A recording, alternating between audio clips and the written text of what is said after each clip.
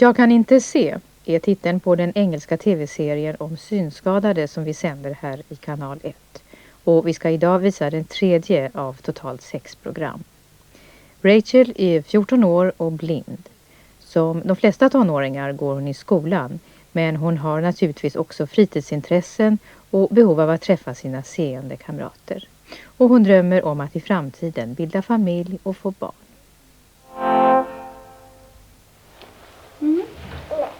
My name is Rachel Sharman. I'm 14 years old. When I was about 3 weeks old, my mum noticed there was something wrong with my eyes, so she took me to the doctor that day, and they discovered I had tumours. So they rushed me into the hospital, and I was christened in hospital because they didn't think I'd live very long. They took me straight up to Moorfields, and I had my eyes taken away because they were afraid the tumour had spread to my brain.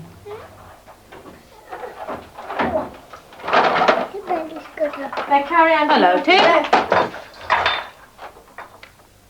Most blind people have some awareness of light and dark and colour and shape, even if they can't distinguish very much. Rachel is unusual in that she's never seen. She goes to a boarding school 80 miles away, but when she's at home, she helps her mother, a registered baby minder. They knew they couldn't save one eye, the other one perhaps, and that it was pretty drastic because it would have to be removed quite quickly. So within a week they removed her first eye, and then they were doing tests on the other one, hoping they could save it, but they discovered that they couldn't. So we were in hospital for 2 weeks, and then they removed her second eye, the other eye. But I think the worst thing of all was bringing her home without any eyes. I think that was the hardest thing to face, because if you were looking at a child, a baby with no eyes, there doesn't seem to be any personality in that baby at all. And I can remember not wanting to go out at all with Rachel. And then Rachel was given artificial eyes, which opened a new world for her because we just took her everywhere.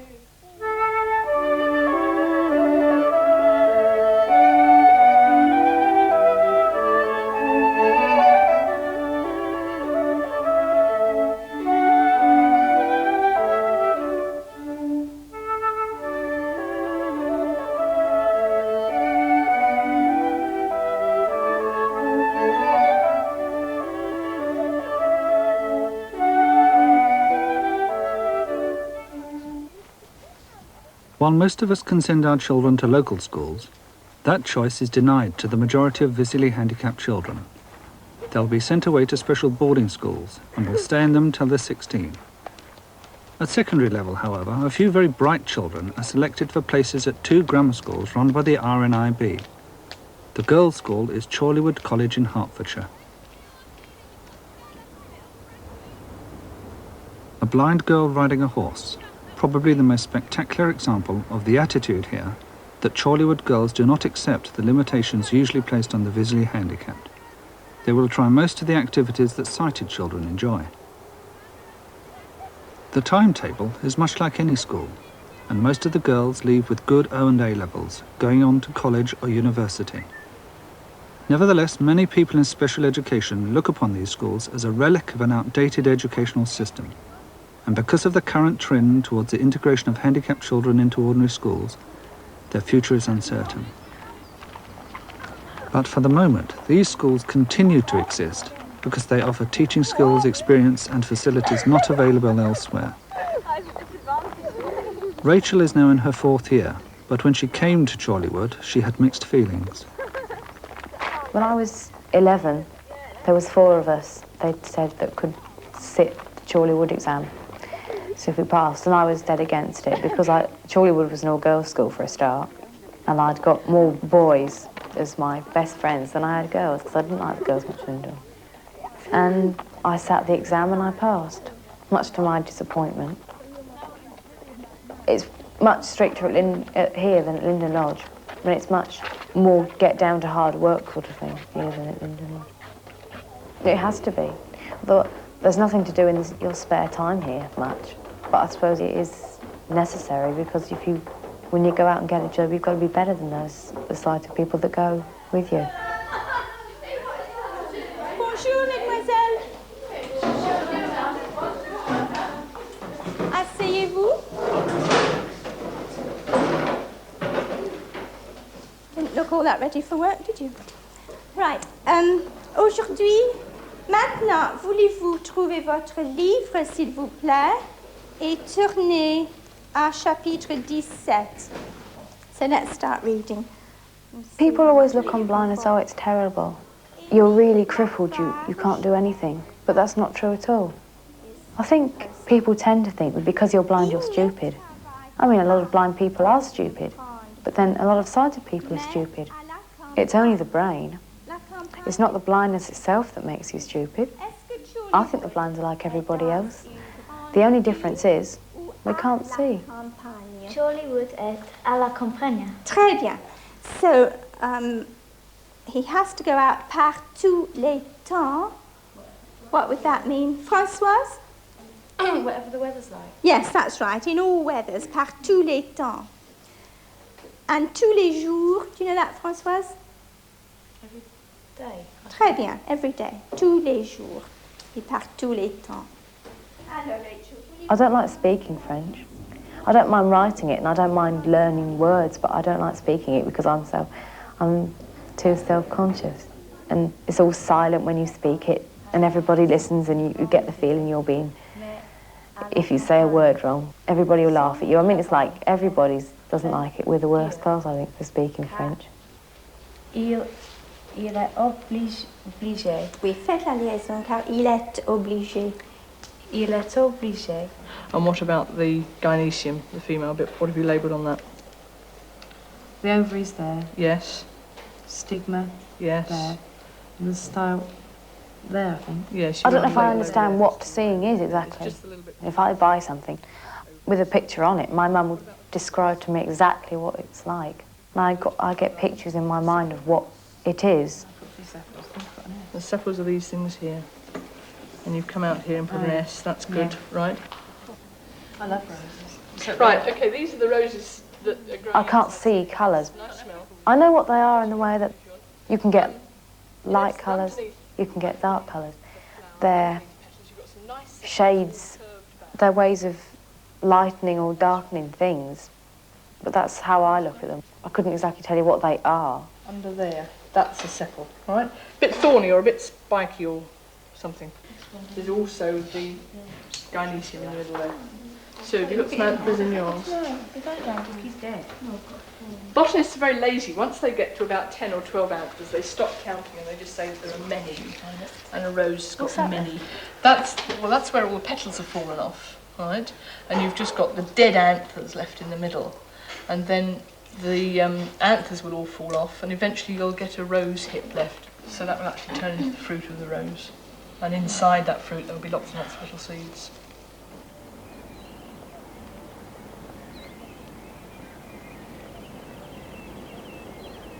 Sailing lessons are on the curriculum at Chorleywood, and the school owns a boat.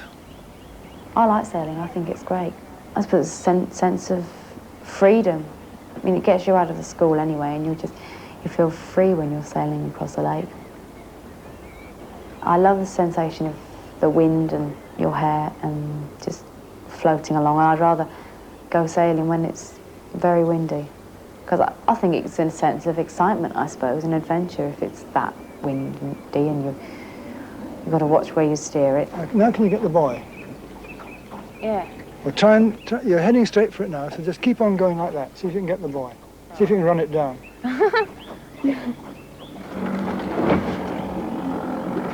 There's a slight wind shift. Well, you won't be able to get the buoy now because it's upwind of us.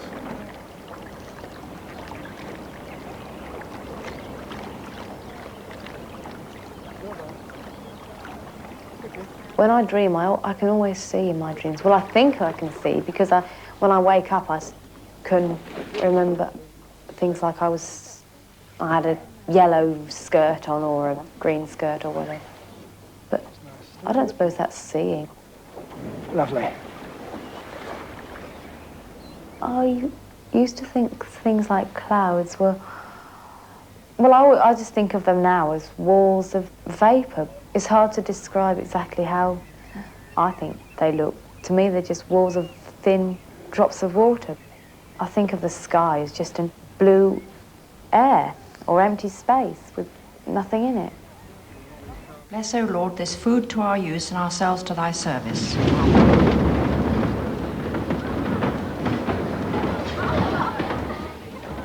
I think a lot of people think because you're blind, you're going to get food all over the place, all down you. You can't cut things up. You don't know where your mouth is. I know what food is. I mean, often I will have read the menu, so I know what sort of things are going to be on there. Or I'll ask, what's for dinner or something. And I find them by the feel of my fork. I mean, I just put my fork on the plate and I'll eat whatever comes, because I can usually tell by the texture what things they are. Some blind people have trouble with food, but I just think it's the way you've been taught since you were little. I think some mothers protect and spoon feed them. There was one girl that came here and she was probably about 13. She couldn't even feed herself because her mum used to do everything for her. She used to dress her, she used to feed her and everything. I think that's terrible. I think the mother thought she was doing right. She just didn't think the girl could manage, so she had to protect her all the time. But when that girl gets out into the world, people are going to think she's an idiot. Use your arms. Keep that speed up. Straight through. Well done. If I'm in a race or something, all I've got in my mind as well, I'm often scared, and why I don't think I run as fast as some people is because I think, well, what if there is something in the way? And what if I do bang into something? If I'm running fast, I'm going to hit it pretty hard, aren't I? I think I'm getting over that a bit now, and I can run faster than what I used to be able to. And if I'm doing a race, all I just think about, well, I've got to win this, or at least I've got to try my best. Well done. Lovely run. You've got -2 times, what's x? -1. So what's -2 times -1? Pardon? 2. The trouble is with blind maths, we're really behind.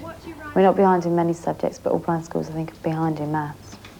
Because it takes much longer to do in a blind school, I think, than in a sighted school. There are some that just are hopeless at it, so they go in a group to do sort of basic arithmetic, just adding and subtracting and that. And they do CSE, but a CSE grade 1 is an O-level anyway. So I think most of us get our O-levels in the end. Isn't it minus? Yeah. All right. Well, look, x is 0, means you don't go to the right or the left, you're on the axis. So this one should be on the axis there, shouldn't it? Mm-hmm. Instead of having sighted graph paper, we have a board with a graph paper, which is, it's just a paper with grids on it, like you draw a sighted graph paper, but you can feel this one.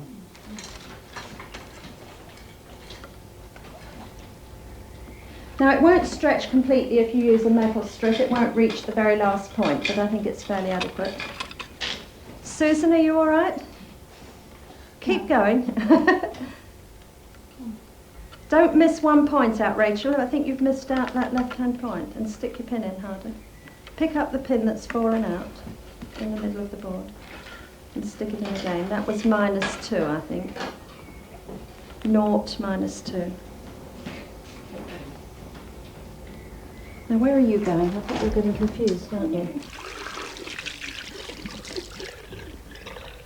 The record of academic success at Chorleywood is impressive, but not surprisingly, many of the children find life in a boarding school narrow and tedious.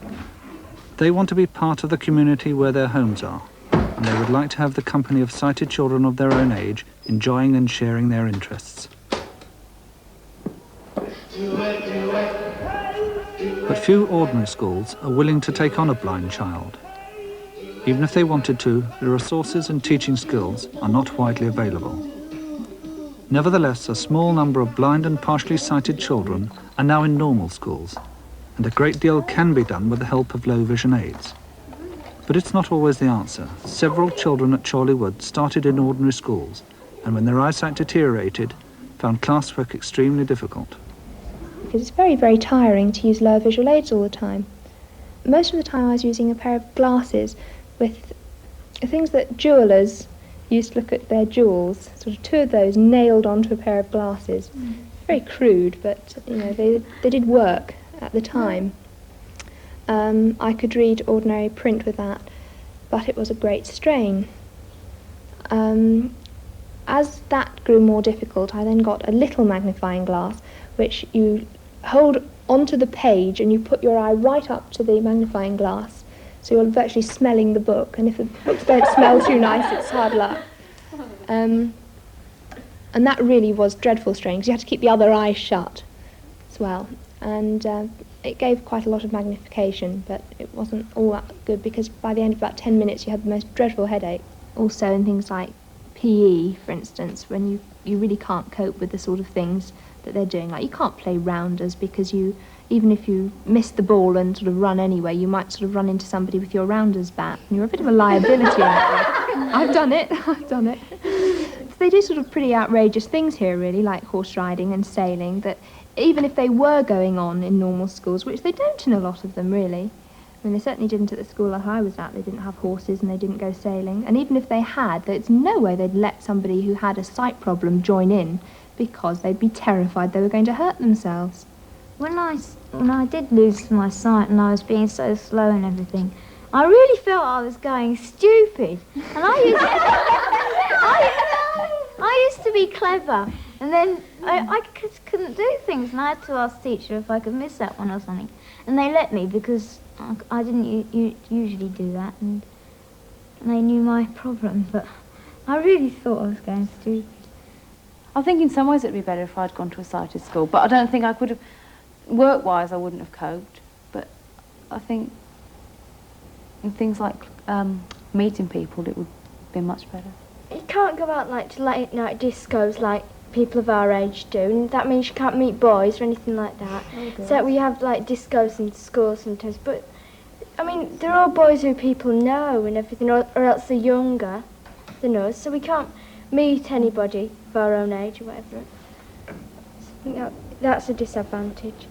Well, at school, because say you want to go out somewhere with your friend to Watford or something, because you have to wear school uniform and because you have to take a white stick, when people look at you, say you see some nice boys or something, they sort of I mean, if they sort of saw your white stick or anything, they wouldn't sort of come up and chat you up or anything, would they? No. In the streets, people are frightened to come up to you, and they don't know what to say or anything like that. They're frightened of speaking to you. They always, if there's a sighted person with you, they always speak to them. They're frightened to talk to you. We're no different for our eye problem. Well, it's pretty lonely, apart from I got a lot of brothers and sisters. But I did have some friends, but then some of them moved, and then they just they used to run off and leave me and take all my things away, and so in the end they just never bothered to come round anymore. And I just haven't got nobody anymore. I don't think I'll put a look in the mirror after this. I wouldn't advise you to do that anyway.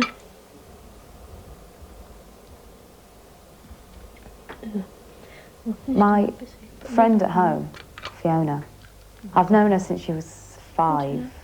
She moved next door and we sort of grew up together. She's been great. I mean, she doesn't treat me as if I was blind at all. She just treats me as if I was normal. If I'm going out somewhere or if we're going to a party or something, she'll come and do my makeup for me, my Toya makeup, and she'll come and try and do my hair. And she doesn't mind. I think when she was about 11 or 10 or 11, people used to sort of jeer at her and make her feel uncomfortable, because if she'd go down the street with me and that, guiding me, they used to think, she's a bit queer, but they don't worry about it now. She doesn't worry about it now. One of the disadvantages of when you come home from a boarding school for holidays is that I always think that most people around my age have got boyfriends, and when you see them, they're going out with their boyfriends and all this, I sort of think, well, perhaps it's because I'm not pretty enough, because I can't look in the mirror like most people can and say, oh, well, I'll need to put a bit more makeup there, or my hair doesn't look too nice, I'll have to do something about that. And I also think perhaps it's because I'm blind, and people don't want to, they don't know what you really are like, because they're too scared to approach you. Oh, we don't worry about that. Ugh.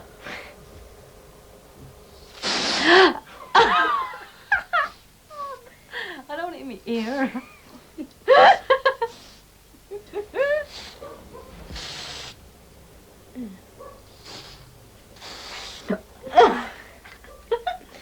Yeah, right in the ear. Got those been done with? Here goes. Oh my God, Rachel. Hello, Toya.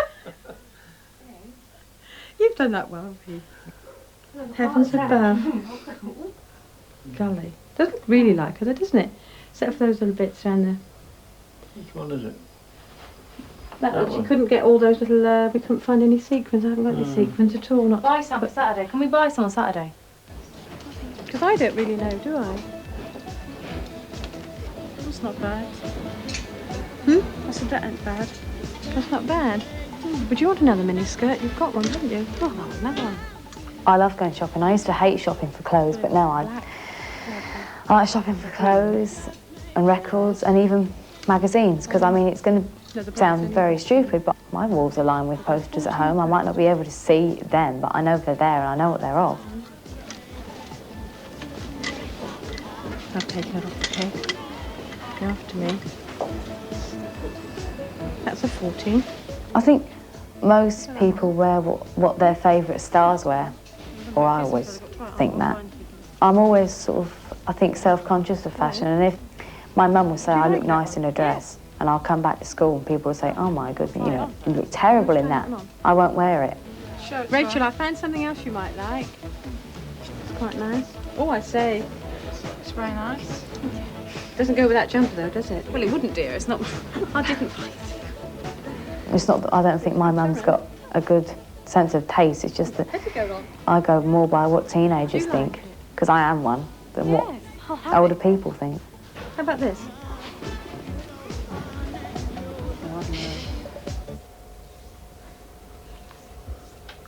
You're going to take your cards down? Yeah, okay. Who do you think will play with you? With the... Not her. You know what I meant. I know what you mean, but it's just... Oh, possibly. I don't know if Lynn's down there, actually. I think she's off on holiday. She's not back? No, she's not back. Do you want some powder or not? A little bit. A weeny bit? Yeah, that'll do. I wouldn't.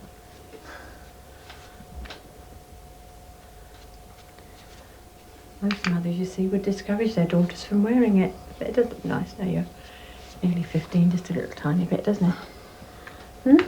Yeah. A bit of eyeshadow. Okay. Blue? Yeah. Pale blue? Dark blue? I don't know what we... Pale blue? Yeah. Now don't blink.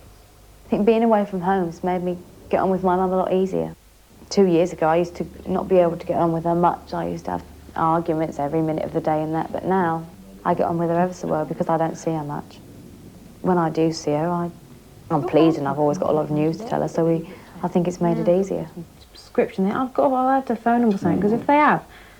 When Rachel comes home for holidays, I think it's very hard for her, especially now I'm doing the childminding, because I am at home most days with the children.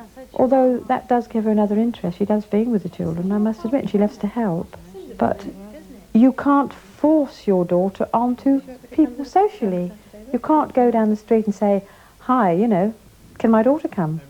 Because Rachel doesn't know them, and she would be just as embarrassed as I would be. Martin and Derek are coming. If not, I don't know. Do you think that's enough? Yeah. I think that'll do, don't you?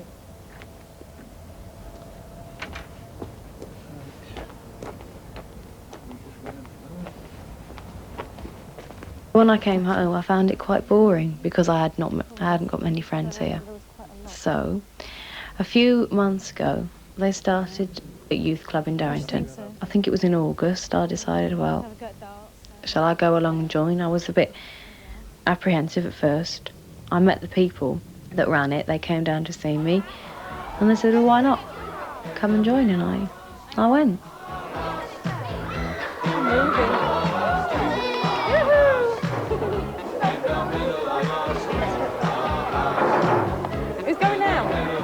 I think it's hard to estimate how much blind people can do if you meet them for the first time.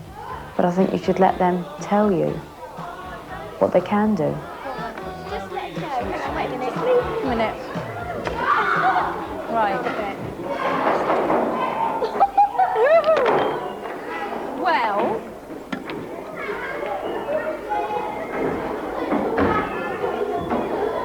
just asked me about how I was and that, and I just want to live an ordinary, normal life. Get married, have some children, bring them up in the best way I can, and I just hope I can give them a good childhood that I've had. Whatever the future has in store for Rachel, she will need all her qualities of determination and intelligence to overcome what amounts to being handicapped twice. Firstly, by her lack of sight, and secondly, by the way the rest of society treats her. All she wants is to be met on her own terms.